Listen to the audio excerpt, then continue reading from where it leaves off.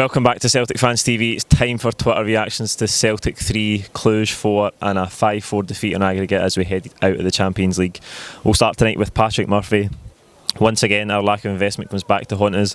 A baffling decision to leave £10 million worth of defenders on the bench and play our best midfielder at left back. Seriously deflating, but if we're being honest, the Champions League group stages aren't our level these days. We are miles off. I think that sums it up pretty much as well as anyone could. We've heard a lot about investment tonight, and obviously that's the go-to when we don't make the group stages and it feels like we haven't got the players in that we feel we should have.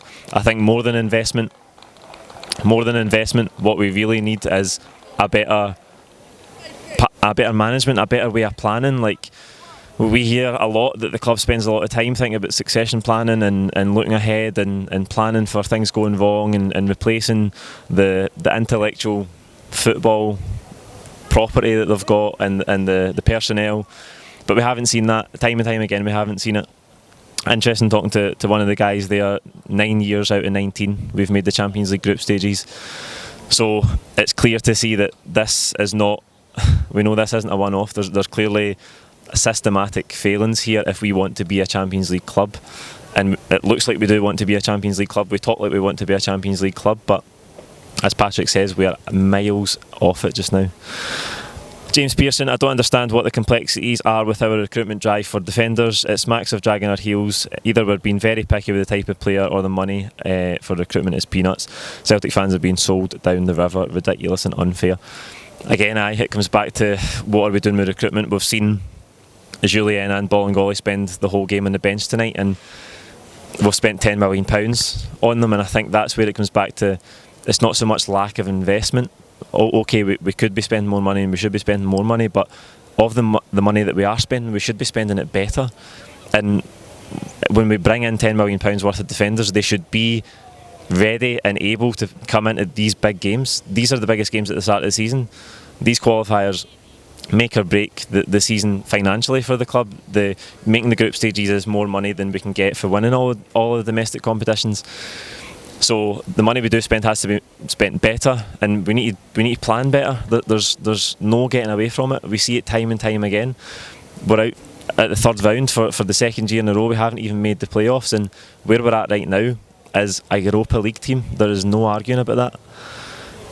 David Ryan, can't believe that happened. Yes, the starting lineup wasn't good, but the subs were shocking. When we go ahead with 15 minutes left, bring on one of your defenders because Calmac wasn't comfortable playing left back. Shocking. Look, Callum McGregor struggled tonight. We were 10 minutes in and he had a ball into the back post. The guy got in behind him. Should have scored. I think it was Diak actually, and then Diak eventually did score from Omrani's cross. Brown didn't stop the cross, and Brown obviously made the error for the penalty. I think it was a game of two halves in many ways. I thought we were really, really poor the first half. Again, I thought when we went behind we'd have seen a quick response like we've seen so many times already this season. That didn't quite happen, but I thought the team that came out in the second half were miles and miles better. We really started pinning Cluj back. We caused them problems. We looked like scoring. We got 3 goals, and when we got 3 I thought fine. I thought 2-1 is obviously, we knew that if they got another one we were going to need 3. They did get another one, and when we went ahead again there was still 20 minutes left in the game when they equalised at 2-2, and I thought there's plenty of time, and we went almost up the park and went ahead again, and I thought surely now, and then Scott Bain makes the error for the shot for distance, and look, that's what's cost us. It's defensive errors. We seen it on Saturday. It didn't cost us at domestic level, and we knew that defensive errors would cost us tonight if we made any, and we made 3, 4, and we're out because of that. We'll finish with @Brian2208. Think it is time to bring Gordon back in goal, and for the club to buy a left back that can compete in Europe. Lennon needs to explain why Julian never started when we spent all that money on him. We needed height as we can't defend crosses into the box.